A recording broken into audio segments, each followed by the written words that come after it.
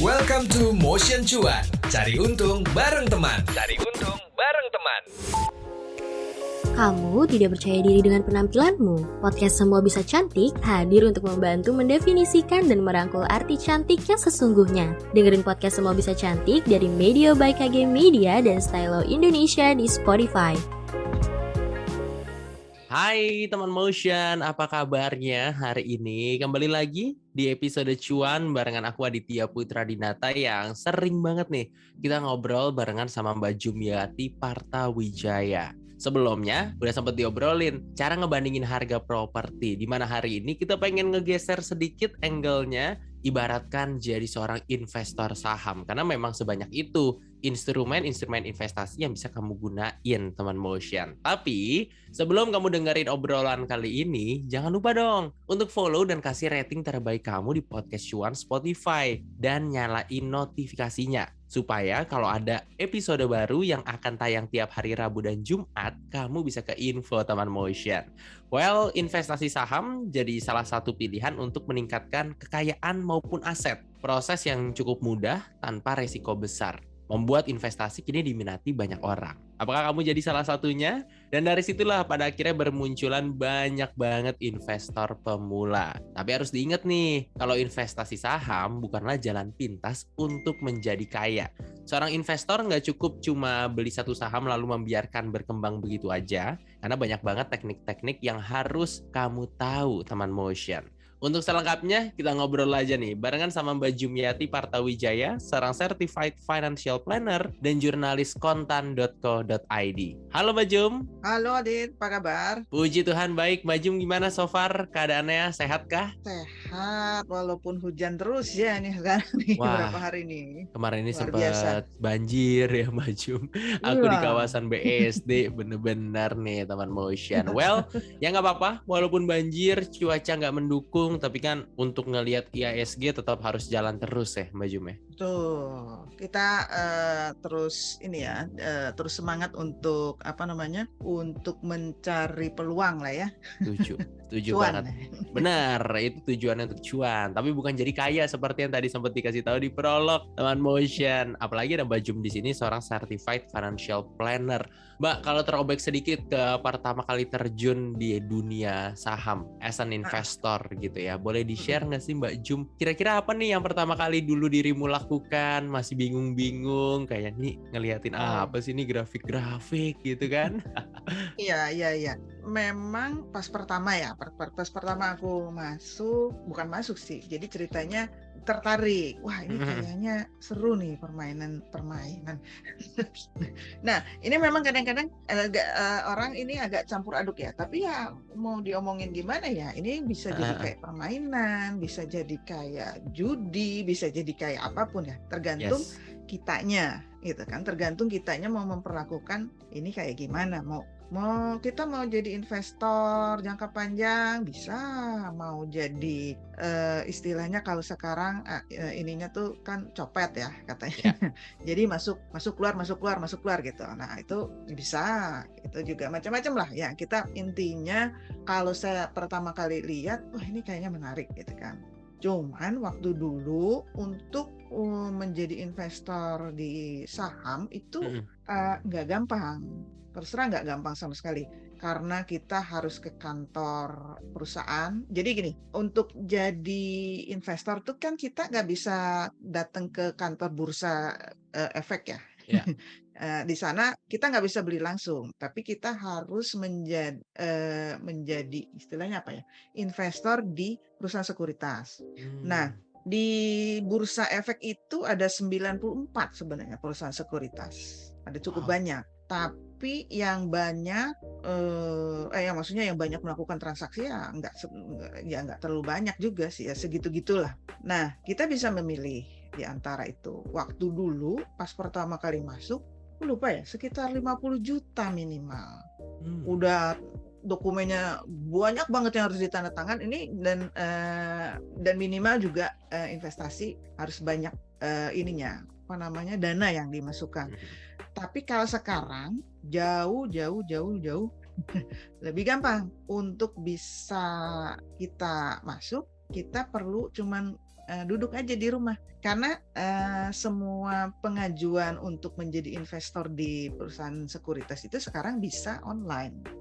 Saya nggak tahu apakah semua, tapi kalau saya nggak salah ngecek, itu mungkin sekitar 30-40 perusahaan sekuritas yang ada di bursa, itu kita bisa bisa mengajukan diri sebagai investor tuh dengan online. Oke, I see.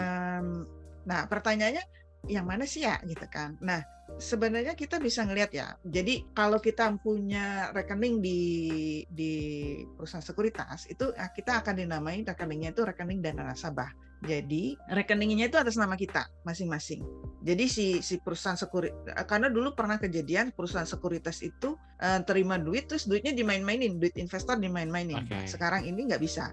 Sekarang ini kita menempatkan dana di perusahaan sekuritas itu atas nama kita, atas nama DIT, gitu kan, langsung. Yeah. Itu RDN namanya, rekening dana nasabah.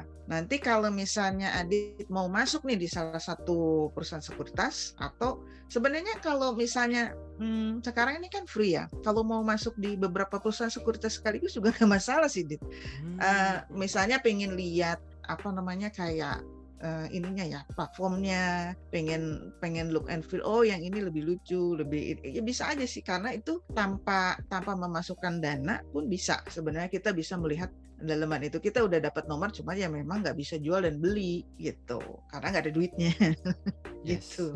Yeah. Nah, baby stepnya ya kita bikin online di perusahaan sekuritas, paling gampang lah ya, beli lagi, daftar di salah satu perusahaan sekuritas itu. Nah, kalau Adit nanya perusahaan sekuritasnya yang mana ya, yang mau diambil ya, itu kan udah banyak banget ya. Yeah. Nah, ini sebenarnya dari 94 sekuritas yang ada dan 30 yang online gitu kan. Saya coba cari yang criss-cross lah ya, yang gede juga, yang online juga gitu kan. Kan nggak mau datang sendiri ke kantor sana. Karena kalau nggak online kita harus datang ke kantornya dan menandatangani dokumen gitu kan. Lumayan banyak. Nah, itu ada beberapa. Ini kalau dilihat dari perusahaan sekuritas ini, dari modalnya itu ada yang perusahaan patungan. Ada patungannya ada yang dari Korea, China, ada dari Eropa, Amerika, Singapura, Malaysia, banyak lah, you name it lah gitu kan. Ada cukup banyak. Ada yang BUMN, ada yang swasta. Nah, kita bisa milih-milih nih. Kalau ada juga yang masuk grup besar, kayak misalnya grupnya BCA, ada Sinarmas, MNC, Penin gitu. Ya ada banyak lah pilihan. Nah, kalau saya sisir nih di antara beberapa perusahaan yang yang cukup besar ya, dan memang selama ini memang banyak masuk di retail banyak masuk di situ ya. Kan maksudnya retail itu adalah kita ini, karena investor itu kan bisa investor institusi itu ya kayak dana pensiun, ya masuknya gede-gede lah gitu ya, atau manajer investasi. Nah, kalau kita ini hitungannya retail mini nih ya. Gitu. Nah, itu yang paling besar sampai saat ini, kemarin saya tarik data ya. Itu yang paling besar itu dari awal tahun ini sampai sekarang itu Mire Aset, itu dari patungan dari Korea kalau saya nggak salah. Terus ada Indo Premier, ada kalau BUMN-nya Mandiri Sekuritas, ada juga Maybank itu Malaysia, CGS, CIMB, kayak gitu-gitu. Lumayan lah. Jadi kalau mau milih nyari-nyari sendiri, misalnya pengen nyari-nyari sendiri gitu kan, boleh cari aja kata kuncinya RDN online, terus carinya di idx.co.id. I see.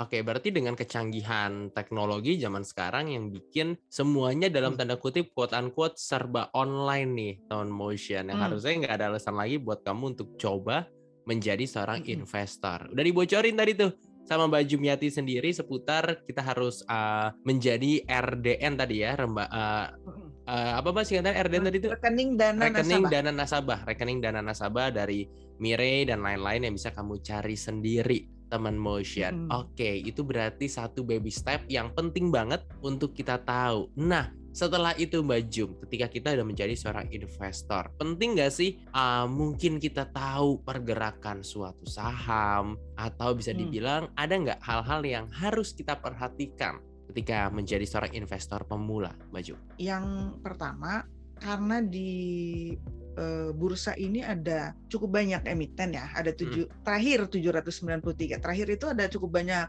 perusahaan yang masuk lagi ya. Jadi sekarang total ada 793. Jadi sebutan perusahaan yang ada di bursa itu namanya emiten atau perusahaan, kalau biasanya kita bisa melihat belakang namanya itu ada TBK. TBK itu terbuka. Oke. Nah, ini ada 793 emiten. Sektor usahanya ada 12, terus ada subsektor lagi, ada banyak banget gitu kan. Nah, kalau kita mau apa yang kita lihat ya dari segitu banyak, gimana kita memilih gitu kan? Kalau saran saya nanti kita bahas ya, Dit ya, tentang laporan keuangan. Oke. Nanti kita bahas. Nah, tapi mungkin sebagai awalan mungkin kita bisa melihat-lihat dulu, dilihat dari pergerakan harganya yang naik, yang turun, dilihat aja dulu gitu. Nanti kita jangan langsung dieksekusi. Tapi misalnya kalau kita udah punya RDN kan kita bisa punya akses nih untuk datanya ya, bisa melihat chartnya, bisa melihat harganya. Nah di apa namanya, di platform itu biasanya akan ada. Jadi kayak ini beneran kayak pasar ya, Dit ya. Jadi nanti di platformnya sekuritas itu akan ada bid dan offer. Jadi kayak tawar-tawaran. Jadi beneran kayak pasar. Jadi kayak itu kan ada harga, misalnya katakanlah harga saham A gitu kan. Harga saham A itu 1.000 misalnya gitu kan. Nah, oh ya, aku mau mengingatkan juga, jangan lupa sebagai investor kita juga harus tahu dong jam operasinya bursa, ya kan? Ya, benar tuh. Apalagi sekarang ada nanti kita jual beli di ya. Bursanya udah selesai gitu kan. Jadi operasi bursa itu jam 9 sampai setengah 12. Terus jam setengah 2 sampai jam 3. Itu setiap hari. Jadi Senin sampai Jumat begitu. Ini berbeda dengan waktu sebelum pandemi ya, Mbak Jum ya? Iya, agak pendek, betul. Nah, ini belum di-adjust lagi. Mungkin berapa kali omongan akan di-adjust, tapi belum di-adjust. Tapi itu mungkin sangat penting karena kita udah menganalisa jauh-jauh gitu kan, tahu-tahu bursanya udah selesai. Malam dia ngeceknya kan, si teman motion ini. Kesorean ntar. Nah, itu ya minimal itulah kita sadar dulu jam bursanya dulu ya. Jadi kita bisa, karena kita hanya bisa untuk transaksi reguler ya, kita bisa melakukan transaksi pada jam-jam itu. Kalau di luar jam itu kita bisa ngambil posisi. Misalnya bisa katakanlah Adit mau beli saham Ali misalnya, yang paling atas nih kepikiran. Ali itu Astra Berlestari. Nah, itu kita mau beli itu bisa mengambil posisi memang di selain jam buka bursa ini, kita malamnya mau jam 12, mau jam 1 bisa gitu kan, ambil posisi. Nah, tapi eksekusi itu hanya akan terjadi pada jam bursa gitu. Itu satu. Nah, harga yang akan muncul di chart, yang gede biasanya dia akan muncul yang gede. Itu harga, istilahnya harga last price. Jadi di salah satu saham itu akan ada beberapa harga. Harga open, jadi harga dia pada waktu pembukaan hari ini, misalnya dia mulai transaksi hari ini dia akan buka harga open. Terus nanti ada harga high, ada harga low. Jadi dia itu kan jalan ya harganya kan, akan ada tawar menawar, harganya akan naik, harga turun, dia akan mencatat harganya tertinggi berapa, terendah berapa di hari itu. Terus nanti akan ada harga last. Nah, yang kita lihat kan harga last biasanya. Tutup ya. Kan karena nggak ada gunanya ngeliatin harga high, harga low, karena misalnya udah lari kemana gitu harganya. Harga last yang kita lihat. Di harga last ini, misalnya katakanlah tadi harga saham A gitu kan, harganya 1.000. Harga 1.000 ini harganya di last, tapi sebenarnya kita bisa masuk nggak di 1.000.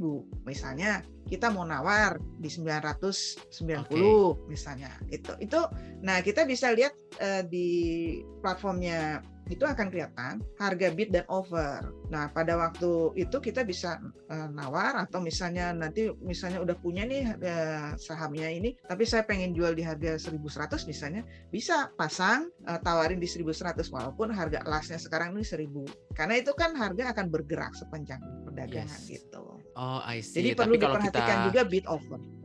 berarti kalau kita nggak sesuai sama harga di lastnya dari IHSG buka, artinya mungkin kita jadi kayak masuk ke dalam antrian gitu kali ya, Mbak Jum ya?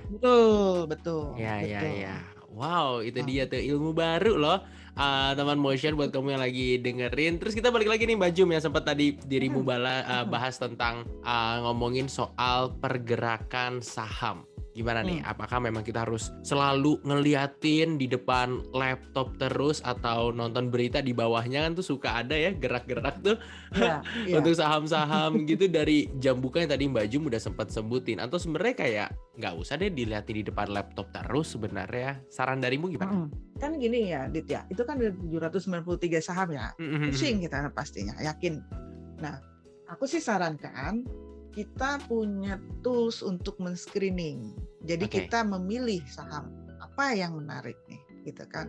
Nah, dari saham yang kita pilih, watchlist lah ya. Kita bikin watchlist dari saham-saham yang kita pilih ini, entah kita udah beli atau belum.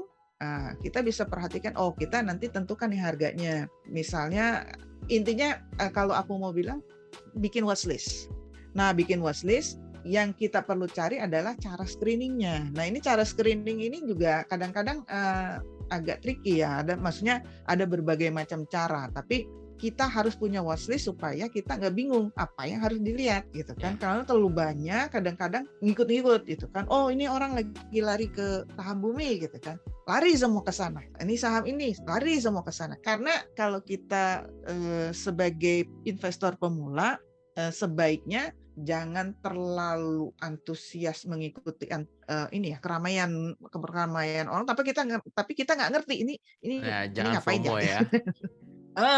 Betul, jangan, karena pada dasarnya kayak begitu itu akan sangat besar kemungkinan nanti kena trap ya, kena jebak gitu. Kena jebak artinya kita masuk di harga tinggi terus rugi deh gitu kan, harganya tiba-tiba pas di pucuk gitu, istilahnya dapat di pucuk, turun, kita mau ngapain nih, apalagi duitnya keburu dipakai gitu kan, mau dipakai gitu kan. Jadi ya sebaiknya jangan di ini ya, jangan diambil pas karena FOMO doang gitu. Kita harus screening sih, Dit. Yes, berarti memang harus dilakuin screening. Ya tadi sempat Mbak Jom Ayati sebutin, jadi buat note listnya dulu nih teman motion, buat kamu yang lagi dengerin sekarang, nggak usah dicek 700 sekian emiten-emiten yang ada di IHSG karena bikin capek jatuhnya. Screening jadi kunci hari ini untuk kamu yang pengen jadi seorang investor pemula. Last but not least, Mbak Jum, boleh dong simple aja kasih apa ya, bisa dibilang tips and trick mungkin untuk ngeyakinin teman motion yang pengen terjun ke dunia investasi, terutama supaya bisa bukan minim resiko tapi mengatasi deh resiko yang ada supaya nggak dominan. Apa yang harus dilakuin? Oke, kalau aku sih bilang sebenarnya kalau kita mau mulai mencoba, silakan mulai mencoba. Kita mungkin bisa mulai mencari saham-saham yang sangat beresiko rendah. Apa itu? Saham-saham yang punya market cap yang besar. Itu minim resiko. Memang kalau IHSG, indeks harga saham gabungan ya, kalau IHSG lagi turun, memang saham-saham ini biasanya merah, biasanya turun. Karena IHSG turun naik ini tergantung dari saham-saham besar ini. Tapi kalau IHSG lagi naik, biasanya mereka akan sangat cepat naik juga. Nah, risiko mereka naik turun itu nggak terlalu besar gitu kan, nggak terlalu tinggi lah gitu kan. Memang kalau pengen cepet kayaknya masuk di saham-saham yang naiknya cepet tapi risikonya sangat besar karena turunnya juga cepet gitu kan. Iya. Nah, kalau aku saranin untuk pemula sebaiknya masuknya di saham-saham besar. Nyarinya gimana? Nah, di bursa itu ada beberapa indeks. Salah satunya indeks yang untuk melihat saham-saham besar itu salah satu yang liquid ya, yang paling dan liquid. itu biasanya LQ45 Oh, dan IDX 30. Dicarilah anggotanya bursa itu, ya udah ambil aja saham-saham itu. Itu paling safe untuk Ya. untuk pemula lah. Oke, berarti emang dari keuangan si LQ45, kalau kamu cari di Kompas dan lain-lain suka ada tuh top gainers LQ45 hari ini siapa aja, top losers siapa aja, bisa jadi rekomendasi Ya. juga buat kamu tentunya nih. Nanti setelah agak canggih dikit boleh lah main agak. Itu kalau ilmunya udah banyak ya Mbak Jum ya, jadi emang harus step by Betul. step. Seperti di podcast ini harus dimulai dari baby step dulu. Mbak Jum, thank you ya ngobrol-ngobrolnya untuk podcast kali ini. Buat teman Motion juga thank you so much udah dengerin sejauh ini. So langsung aja dikepoin, kalau pengen follow juga boleh @mediobyKGmedia dan @motion975fm serta @kontanews supaya kamu bisa terinfo terus nih tentang informasi-informasi yang paling baru tentunya. Kalau pengen kirimin saran langsung aja ke email podcast@kgmedia.id. Dengerin terus dong podcast Cuan di Spotify untuk dapetin inspirasi menarik lainnya seputar pengelolaan keuangan, investasi, dan aktivitas finansial lainnya. Aku Aditya Putra Dinata dan juga Mbak Jumyati pamit undur diri, ketemu lagi di next episode. Bye-bye. Itu dia Motion Cuan. Cari untung bareng teman di minggu ini. Tungguin obrolan-obrolan seru lain di Motion Cuan. Cari untung bareng teman. Sampai ketemu di episode minggu depan.